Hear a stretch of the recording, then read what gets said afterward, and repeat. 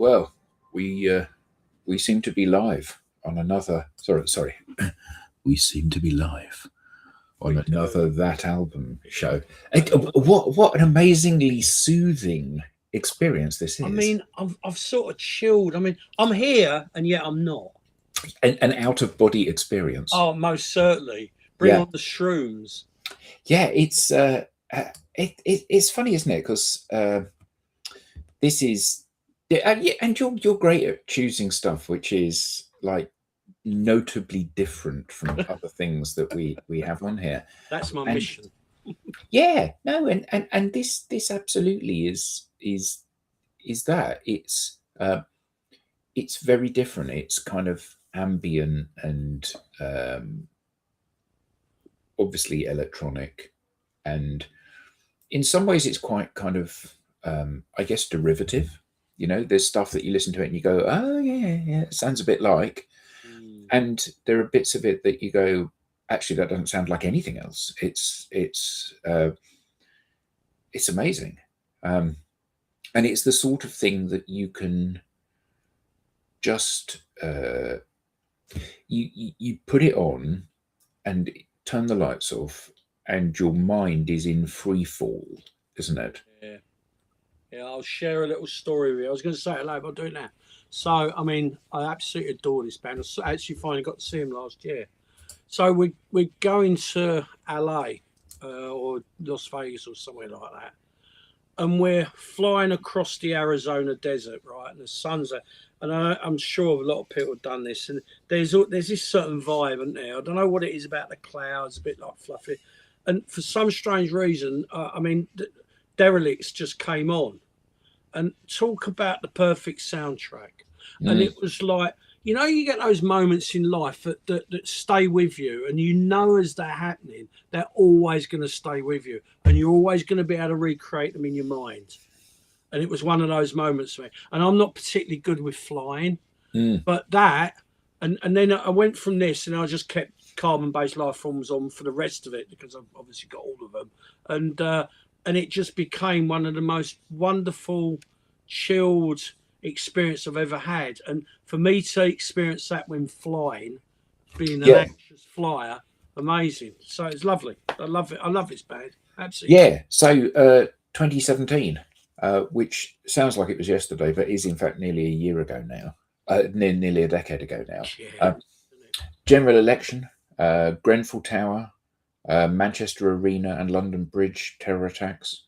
Harry and Meghan got engaged, and amazingly, and I still can't believe I'm saying these words, Kingston upon Hull was awarded the International City of Culture Award, which those two seem like they're opposite ends of, Nice.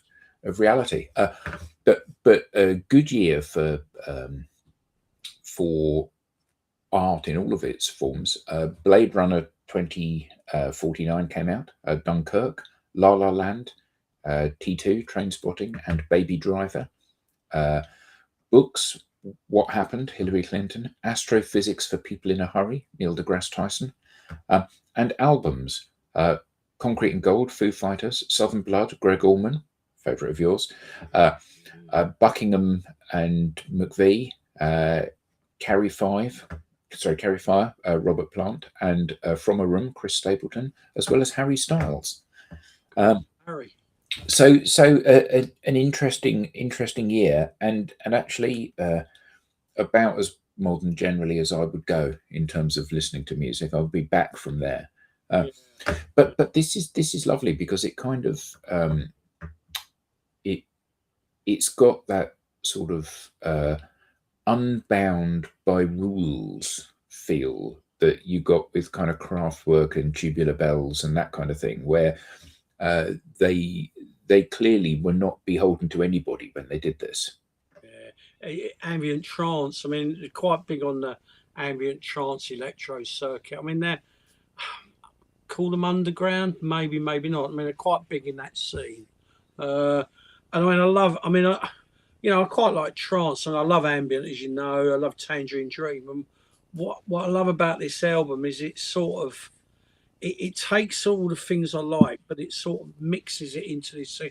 And it's my go-to music. If I'm doing any coding or anything like that, I do a bit of coding sometimes or anything like that, or maybe I'm doing a bit of graphic or art or something.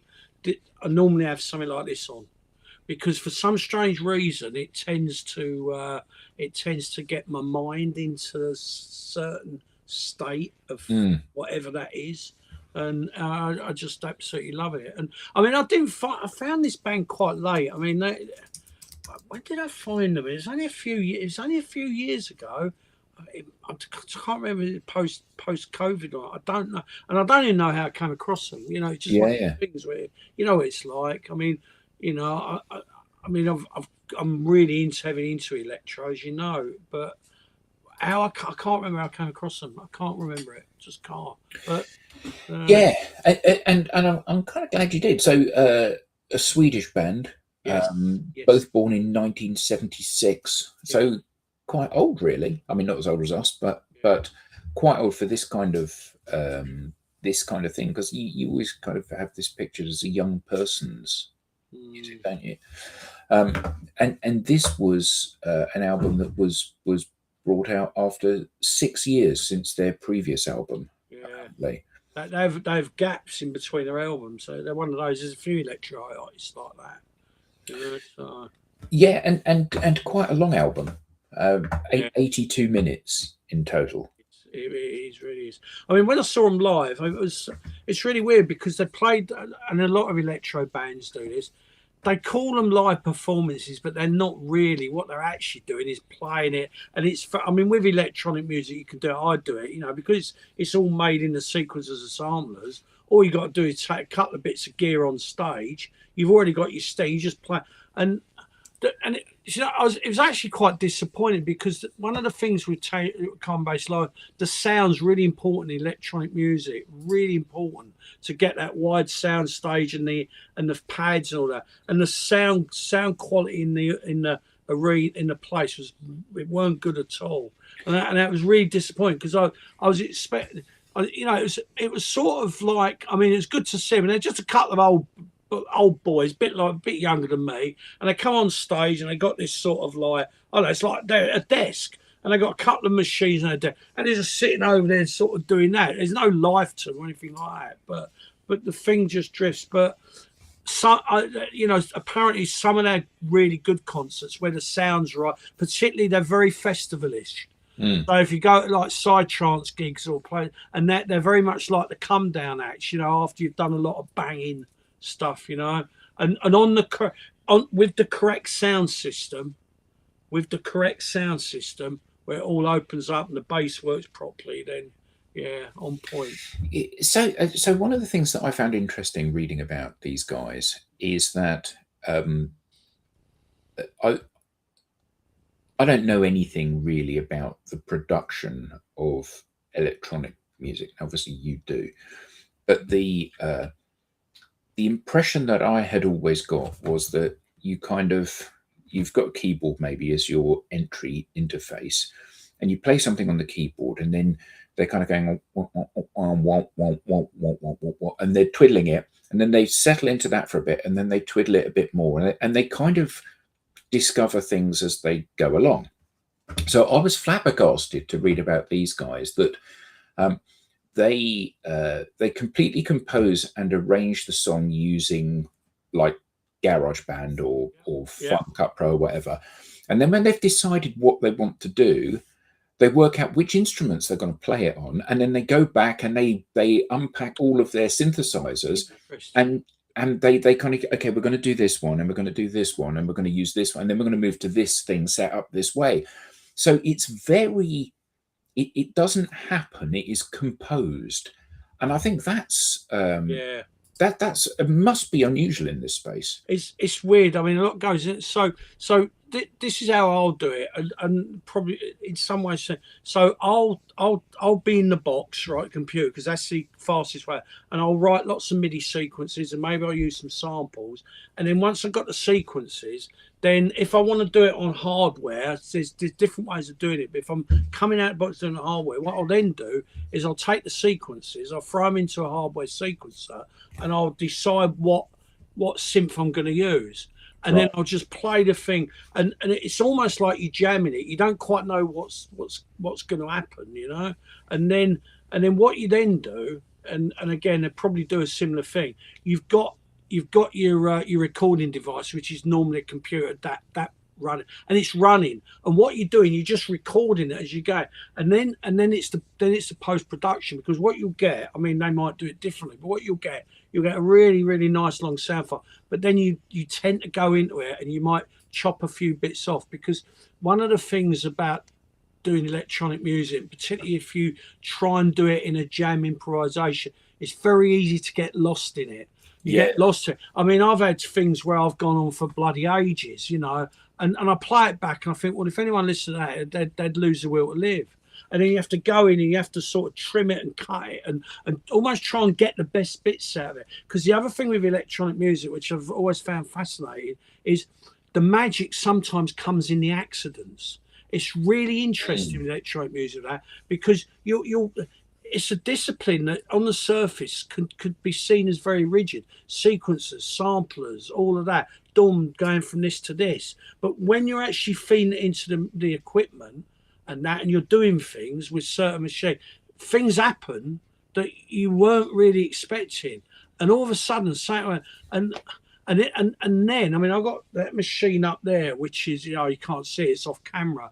It's an amazing machine. So I'm going to geek you or everyone out. Sorry about this, but it's an amazing machine because it's like a delay thing, but it's a delay thing like nothing else. Because you feed a signal into it, it delays it and it loops it back, but then it loops it back at a random thing, and you throw things, and you get stuff that you'd never ever in a million. You couldn't come at it from a compositional standpoint. You couldn't do it. You've got to improvise it, let it happen, and see if you get something out of it. But you've got to make sure you got your recorder on, because you're never going to recreate it again, ever, in a million years. That's what I love about electronic music. It's sort of like, you know, wonderful for that. Yeah.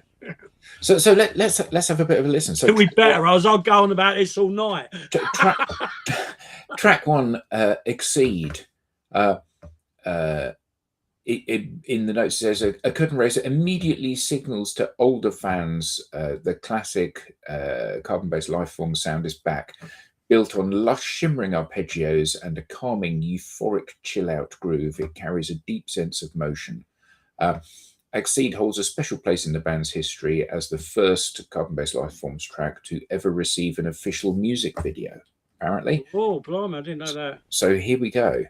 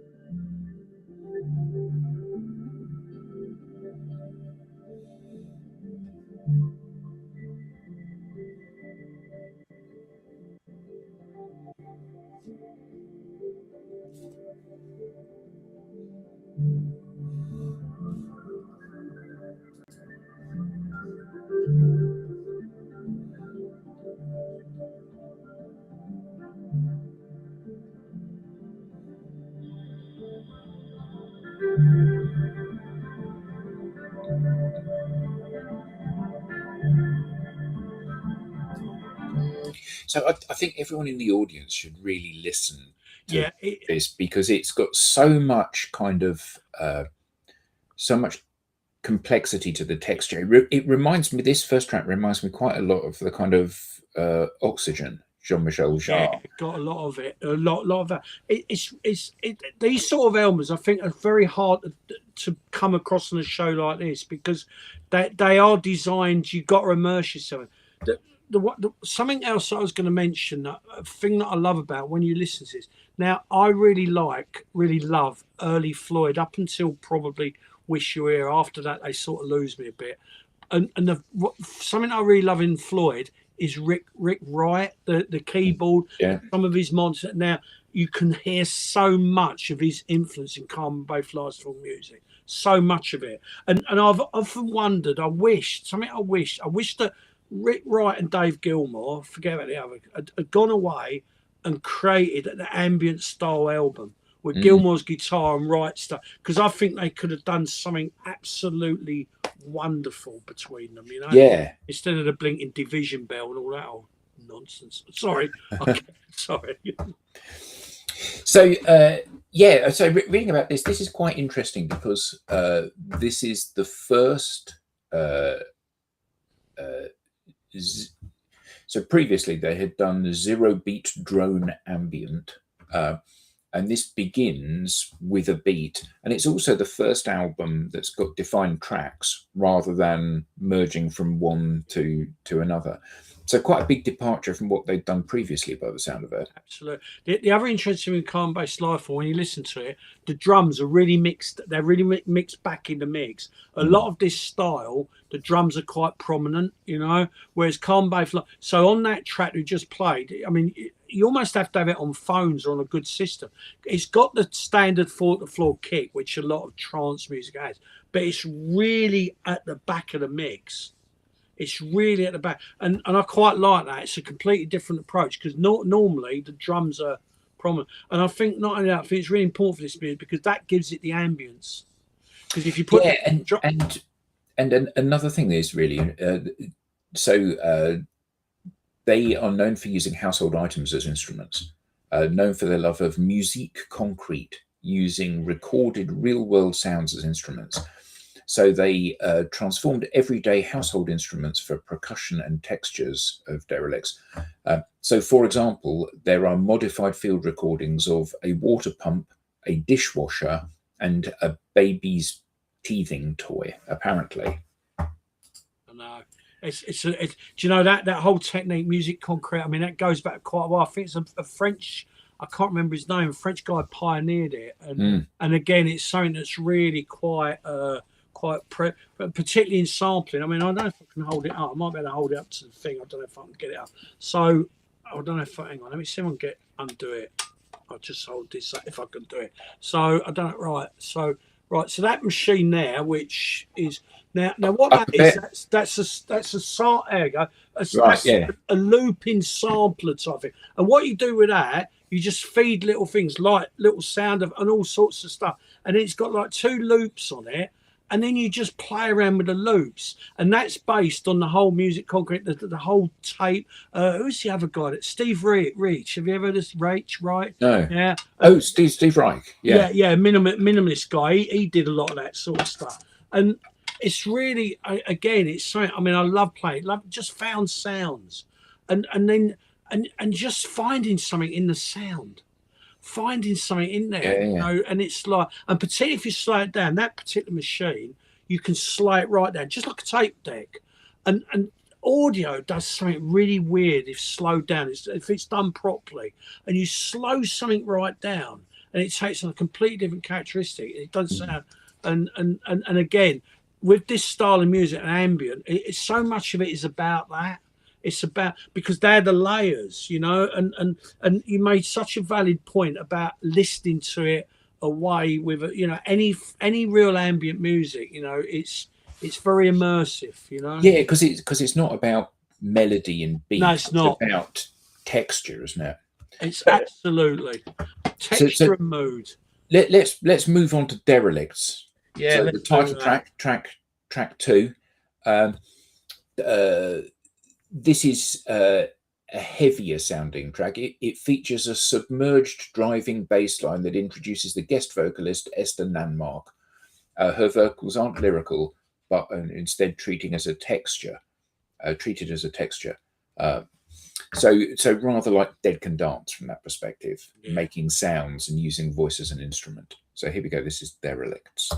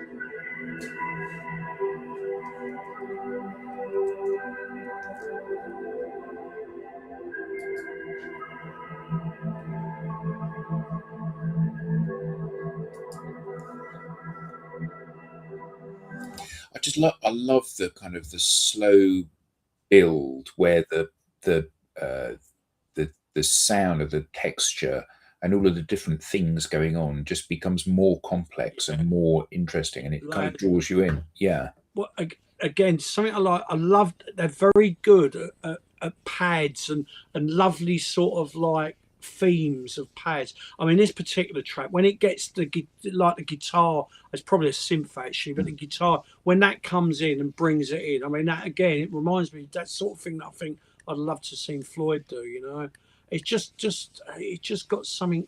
I don't know. It's just something about. It's really weird though, right? You know, on this show, you sort of you want to give the audience something. I mean, normally when I'm nodding away. Yeah, no, this is you can't, you yeah, can't. yeah, Sorry, audience, I can't do any lively stuff because this music don't do that to me. It doesn't yeah. do that to me. It Well, was, let's have a bit from later on in the track. yeah. Let's do that.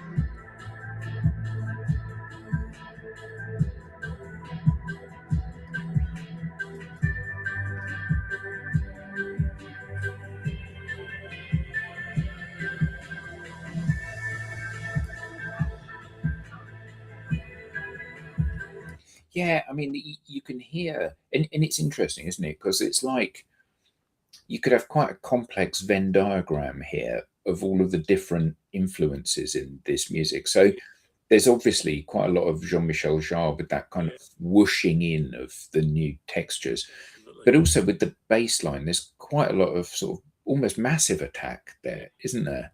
Yeah, it's all the electro. Berlin School, that's in there. You know, the interesting thing with ambient with that and that sort of, I think it might be guitar that theme. The thing is with ambient themes, you've got to keep them quite sparse. You can't do like you can't. It just don't work. You know, the best Yeah. ambient tracks, Sublime. Yeah, definitely, Helen, definitely. The best ambient tracks. Like the theme, the hook or whatever you want to call it, they all not many notes, Mm. spaced in a certain way, and but coming up with one that actually worked, and that's where the other stuff's important because it's almost like you've got a layer, and then the hook, the I don't know what the motif or whatever that sits above it can't complicate it. But it gives it that musical thing that the ear hooks onto, and I think that track is an absolute brilliant example of how to craft an ambient track that's got that in it. I think it's absolutely spot on. Yeah, a really interesting thing for me. Obviously, you and I went to Synthfest. Yeah, we're going again, aren't we? Yeah, I'm looking forward to that. One of the things that really fascinated me about that was the realization, because for people that don't play, and I don't play keyboards and synthesizers and things, Nor do I. but for I think for a lot of people, the concept of synthesizer, they see it as an electronic organ kind of thing, and it isn't. It's about synthesizing the sound. So Absolutely. the sound could be, you could be trying to emulate the sound of a piano, or you could be trying to emulate the sound of a violin, or you could be trying to emulate the sound of a motorcycle, or the wind blowing through the trees, and you create that by by shaping the waveform and Absolutely. then moving that shaped waveform up and down and in and out. And I find it fascinating that when you understand what synthesizing sound is, creating it from, designing the actual sound wave, it's a fascinating, Oh, it's wonderful. fascinating art form, isn't it? Wonderful. It's wonderful. Do you know what? When I first started doing it, the mistake I made at first, because it was synthesized. So you get a patch book, trying to teach yourself it, and you make a brass sound. And then I'm going away with it, and I think, well, this don't sound nothing like a brass. And it took me a while to actually get it. No, it's not meant to. It synthesizes a brass. So it's using that as its influence, if you like. But then what you do is you then make it into a completely fresh sound. Just because you call it a brass, well, it ain't actually a brass, is it? Because if you wanted a brass, you get a brass band, wouldn't you? And Yeah, once I understood that, then I started to understand how to craft my own patches better. Because then it was like, right, so the rule book goes out the window, really. Here, yeah, I don't really want to create a brass, do I? What I want to create is a sound, a pad or a doof that might have a little bit of that in it, but it's my interpretation of it, and then it all yeah. made perfect sense to me. Then it really did. So yeah, So, Clouds, track three, and one of my favorite tracks on the it's album. lovely, isn't it? And It's it's beautiful. And uh, it's beautiful. it It's is beautiful. gorgeous.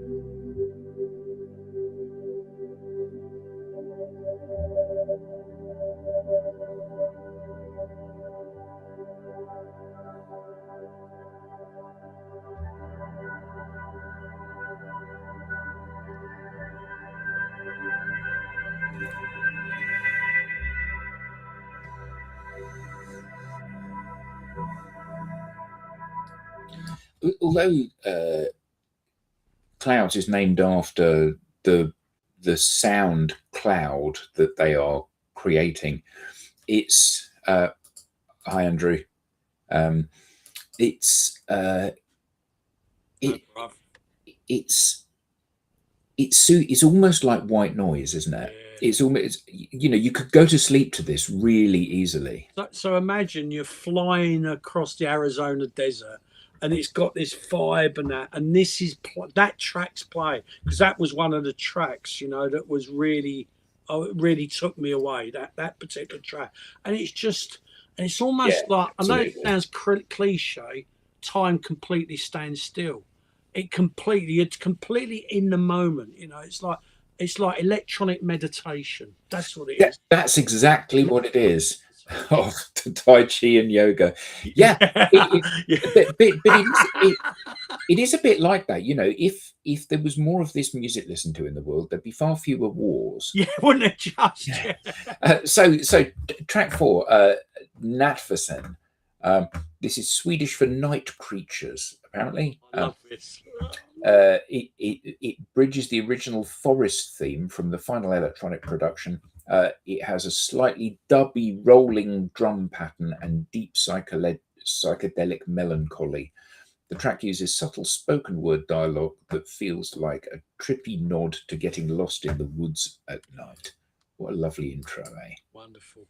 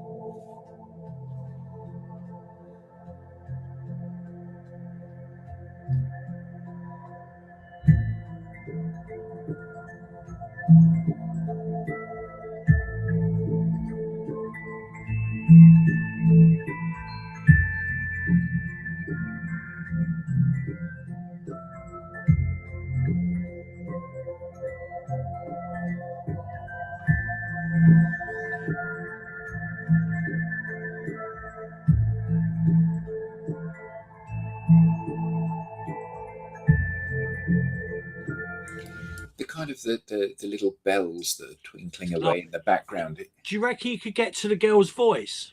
Yeah. Because I mean, just so I love. I mean, it's just great. The girl's voice. I'm not sure what to believe about those stories. But I can tell you for damn sure that the girl was nowhere to be found. That sounds like Picard, doesn't it? At Star Trek. I don't know if it is. But that's not the girl's voice, but it's that. I don't know who that is, but yeah. Anyway. Yeah. Let me see if I can find it. It's near there.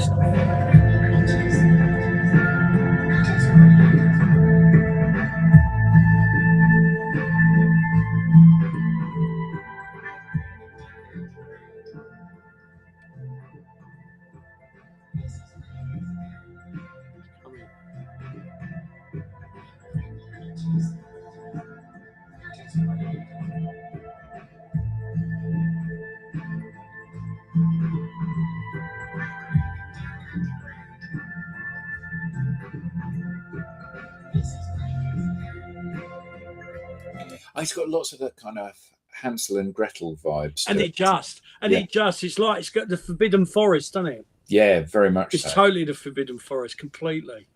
So, Equilibrium, longest track on the album, 9 minutes. Yeah. It's got the TB303 in it, the old acid machine, the classic acid machine that did this is best track on the album. Yeah, it's really, really good. And again, just risk geeking people probably, when I talk about the acid sound, going back to the rave things, you had that high pitched synth thing, and people will know it when they hear it. Now, Carbon Based Lifeforms take that instrument. It's a classic electronic instrument. They take that, but they make it ambient. So instead of putting a lot of fuzz on it and stuff like that, which is what you normally do with it, and pot it right up to screech it, they put lots of delay on it. But the other thing they do, which again I love, they mix it down.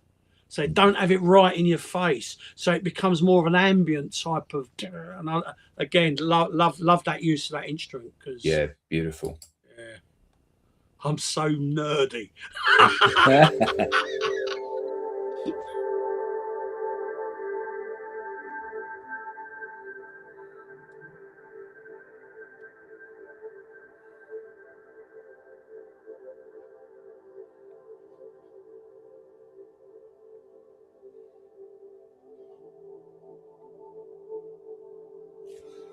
Let's whiz this forward. Whiz it forward to try and get the bit where the drums in, and you might be able to catch the 303.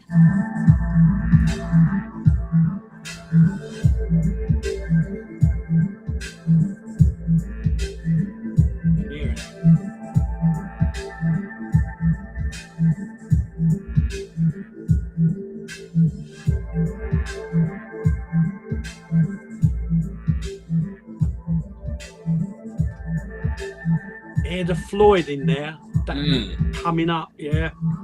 Richard Wright all over, mate.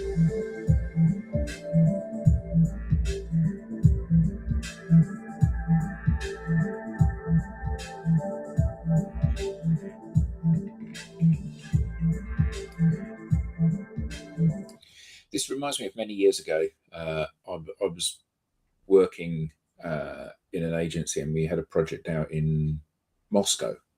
And I found myself, it was after the fall of the Iron Curtain, and I found myself in Moscow in a warehouse listening to exactly this kind of thing. Oh, wicked, mate. Wicked. Tremendous. I'm going to take you to Berlin one day, and we're going to do all the Berlin clubs. That's all. Yeah. We'll go to the big music fair in Berlin. I forget what it's called. Super Booth. We'll go to Super Booth. We'll take our old ladies and go shopping in Berlin, and we'll just go there and... yeah, great city. Yeah. Great city.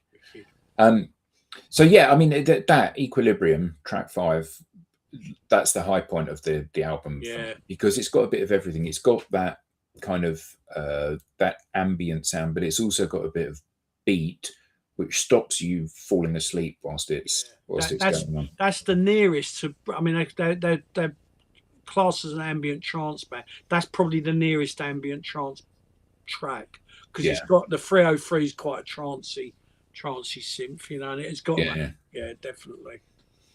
So Path of Least Resistance, I really like this as well. So this is all about spatial depth. This relies heavily on field recordings. Interesting, when we went to Synthfest, there was that teenage engineering field recording thing. Yeah, I mean, just you nearly brought that. Yeah, absolutely. It was a great bit of kit. I mean, I have no use for that, but it was such a beautiful thing. But the other thing they had was that medieval. That's nuts. The torture chamber and stuff. Fantastic. Anyway, here we go. Path of Least Resistance.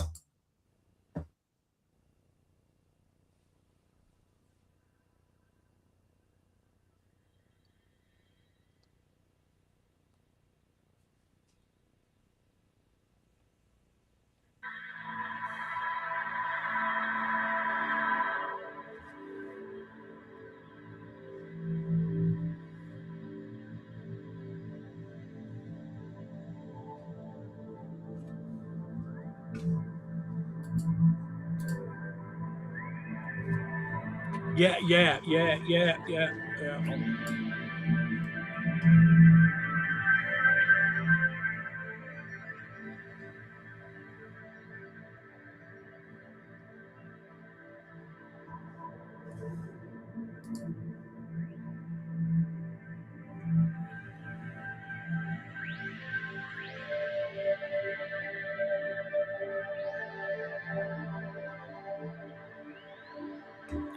Let's whiz forward on this one as well.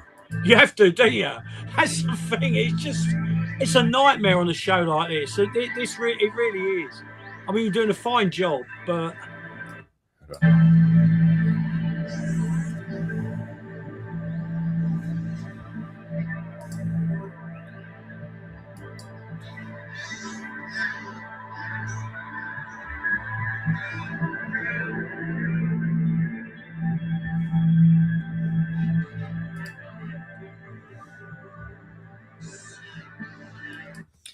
I think what for me is really interesting is that this is one of those things that you really have to take some alone time and listen to. Oh yeah, again, I know I keep saying it, but for a show like this, it's completely unsuitable, really. I mean, it's one of the reasons I've been toying with bringing this on the show for ages, and I've always stopped myself for that exact reason. And then it's funny because I knew my turn was on, and I was really torn between what I was going to bring on. And this was the last minute. I thought, you know what, I've got to bring the band on. I know that it's not, if I'm honest, I don't think it's quite right for this show. Yeah, but I think that what's interesting is that it kind of, I certainly find that it kind of opens the possibility of listening to some of this stuff. And one of the things that I found about this was that as I was listening to it, I was kind of, okay, you know, there's a bit of ambient stuff here, and there's no real rhythm or tune, and it's kind of just changing texture. And then something happens in it and you go, do you know, that reminds me of the first time that I heard Autobahn. Yeah. And then a little bit later on, and that bit that we were just listening to then, I thought, do you know, that reminds me of the first time that I heard the album Enigma, MXMC, whatever, you know, that one. Yeah. And I just thought, yeah, it's really interesting because lots of this stuff that we're hearing here, it kind of signposts those things that are part of all of our kind of youth from 20, 30, 40 years ago. And just fascinating to listen to this and bringing all of those threads together. Because I find that sometimes, you know, you're in kind of this kind of ambient or techno or drum and bass type thing, and it's just like, oh Christ, it just goes on and on. It's all the same. And this doesn't, although the tracks are all relatively long, it doesn't feel like that at all. It's good. It's funny, a comment made earlier about the Orb. I mean, a really good, absolutely spot on. So the Orb, that was the band that led me into this more electro. So as you know, I was into sort of more older electronic, a Tangerine Dream and all of that, Faust and Noy and all of that, which I absolutely loved the the Berlin sound, and I wasn't even aware that this side of electronica was going on. I wasn't aware, and then I heard the Orb, and it was actually the Orb that influenced me to get into doing this, because I heard the Orb, and I might have heard it in John Peel, I'm not sure. And of course, UFO, Little Fluffy Clouds, and that was really what got me started on this style of electronic music. And they were, yeah, a wonderful band. I could have brought that on actually, but maybe next time. maybe, yeah, I've got a few others first. So on to 780 Days. Starts as an ambient before slowly constructing a lush, slow-burning, acid-tinged house groove. Yeah. So Yeah, pretty much right. Again, I'll whiz it forward a little bit until it.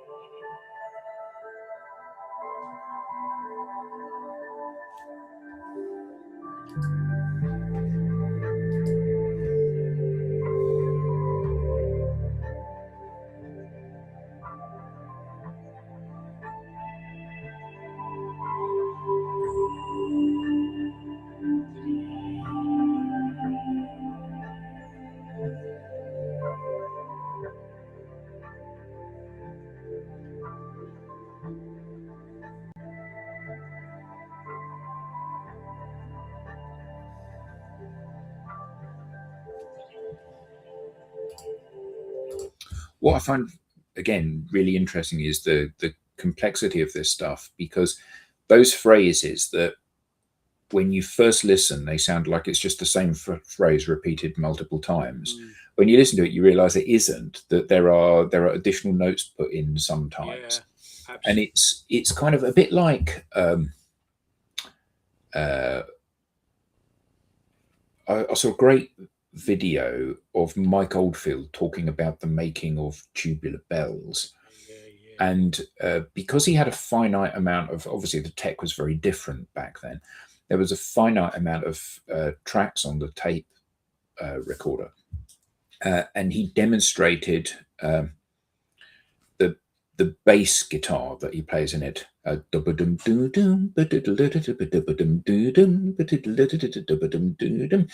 And nowadays you would play the phrase once and then you would stop. And he said, no, yeah, he had to basically start playing this and play it for like 10 minutes straight, the same phrase over and over and over again. And he said, although it's not particularly difficult, it's incredibly physically demanding. And he said, you can't move your hand by the end of it because of the effort of playing this. I wouldn't have thought that. And I think that a lot of the stuff that we're hearing here, there are these little changes just to keep the repeating pattern of this fresh.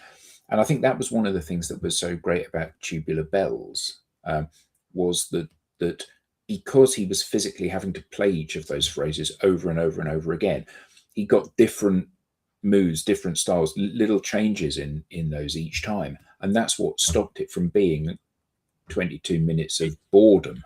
It's really essential in this music. There's a couple of things I think, and so because you've got at your fingertips, you've got an unlimited amount of tracks, right? That's the first thing, and that's the first danger, because it's so easy to swamp something.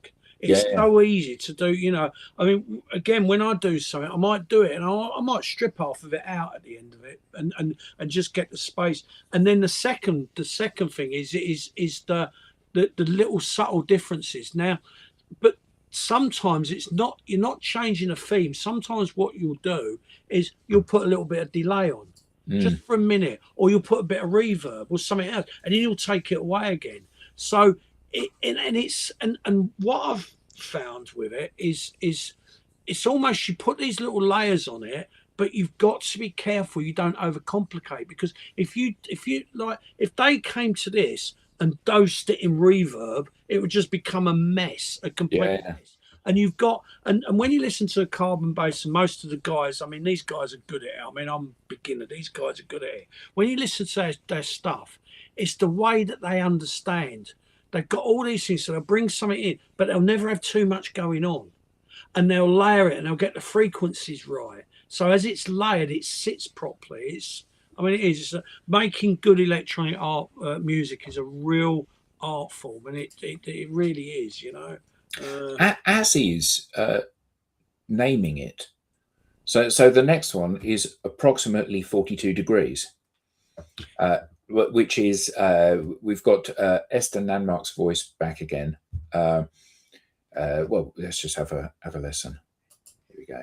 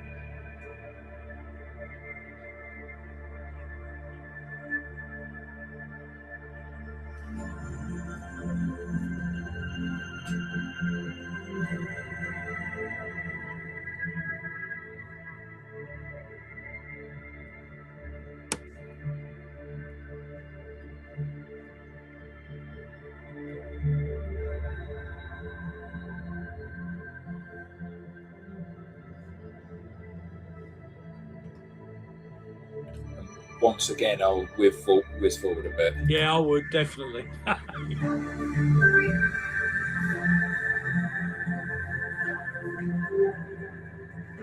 Love is true.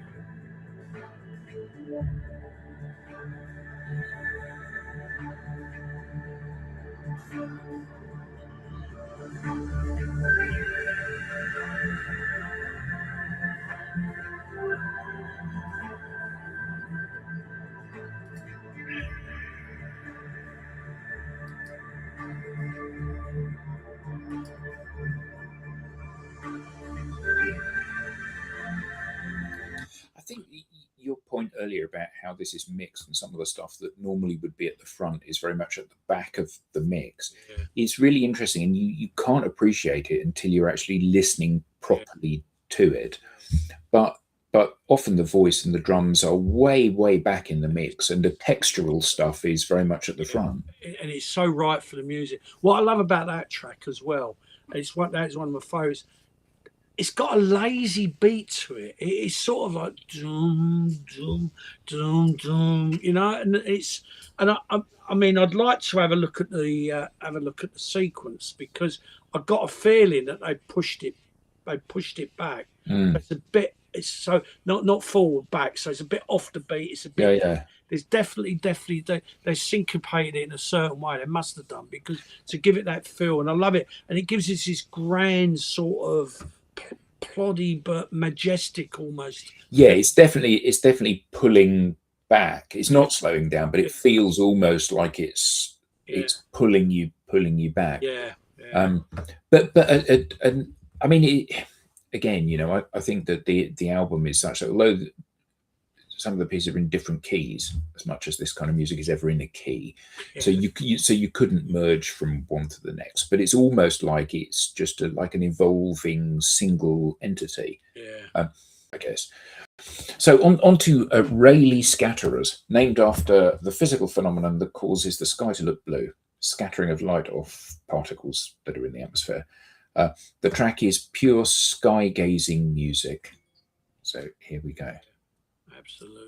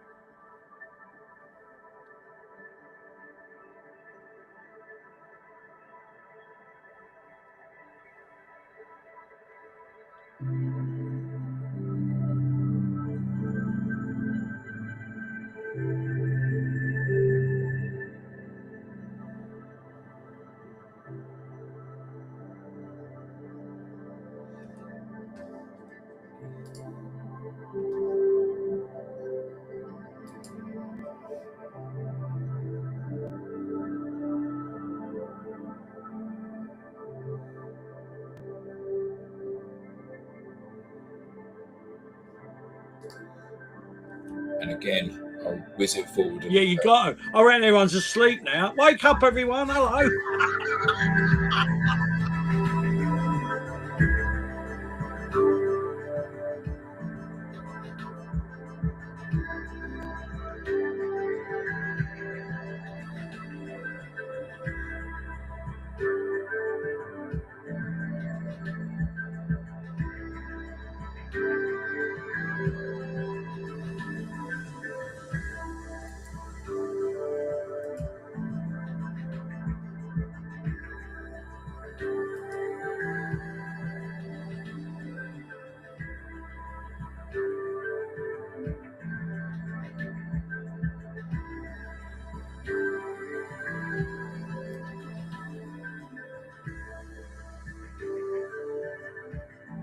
Yeah, I mean, I can't again express the kind of the soothing nature of this. It's like being wrapped in a comfortable blanket, isn't it?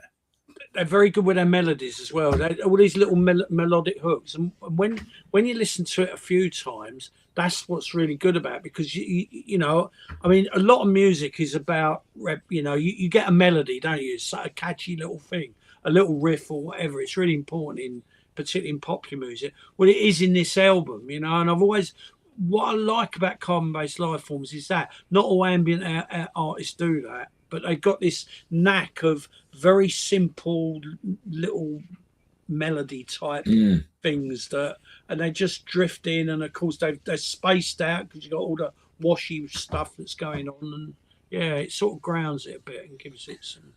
Yeah, so here we go. Track 10, Dodecahedron. Another long one. This is eight and a half minutes. I know they go forever, don't they? But starts off quite gently and then builds to much more of a beat. So we'll do a bit at the start and a bit at the towards the end again.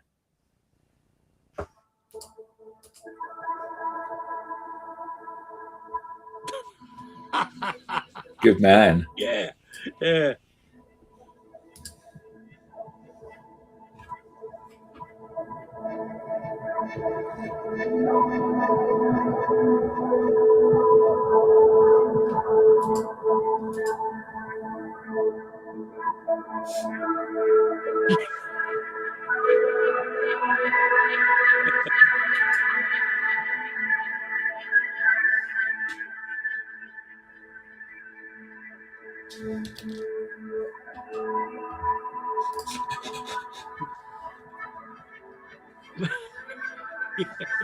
People have probably done it, mate. So I'll whiz it forward towards the end now.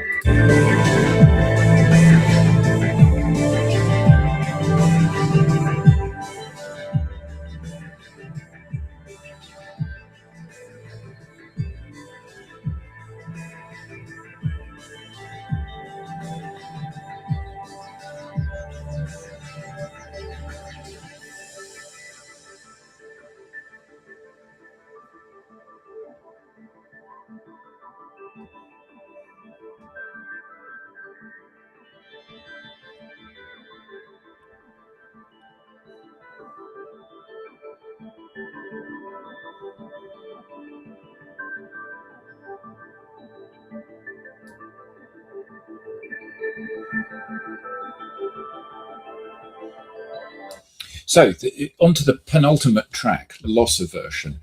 Funny story here. They were once asked why a specific instrument hadn't made it into the final cut for this. And they admitted that they had tried to use, and they had recorded during the sessions, a nose flute for this, but they couldn't find a way to get it into the track apparently. So here we go, loss aversion.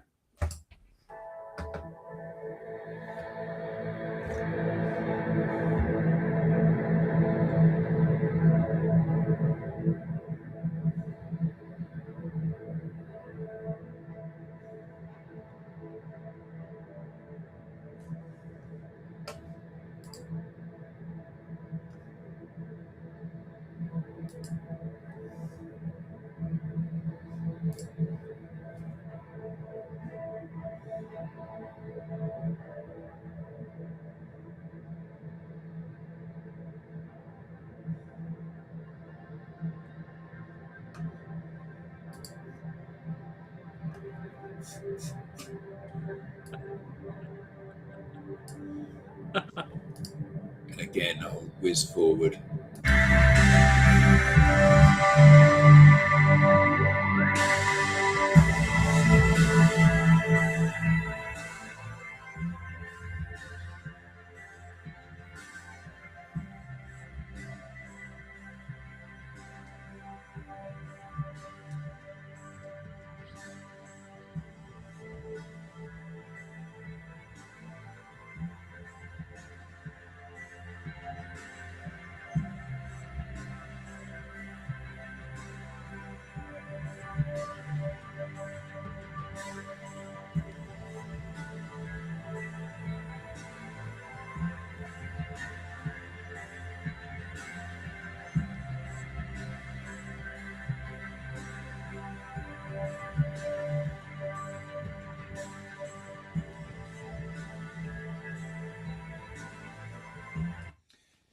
So the cover art of the album is a derelict spaceship or a bunch of derelict spaceships, and this last track is a 14-minute long track, and it is envisaged like a long camera pan moving past this kind of floating junker. And when you kind of frame it in that way, it all makes perfect sense. And in fact, the whole album makes perfect sense. And that last track, kind of for me, made me think of spaceships, made me think of either, more recently Cowboy Bebop, or earlier like Blake Seven. Yeah, that kind of purity of space in how we imagine space travel to be. So before I switch this on, and I'll use this to play out. First of all, I want to say you must come next week, everybody, because we've got a new presenter, Peter Larkin, who's not been with us before, joining the family, and we're going to be doing Argus from Wishbone Ash. I was going to do that. Well, there you go then. What an album! So that'll be fun. And as always, Jim, mate, it's just absolutely fantastic. Yeah, thank you. I try and bring different stuff. The thing is with this, all I'll say to everyone, I know a lot of you guys work from home, and when you're next doing your accounts or you're doing your boring numbers, just put this on in the background. Seriously, it'll sort it out for you. Highly recommended. So thank you, Jim. And here we are. So Everweave, the final track on Derelicts.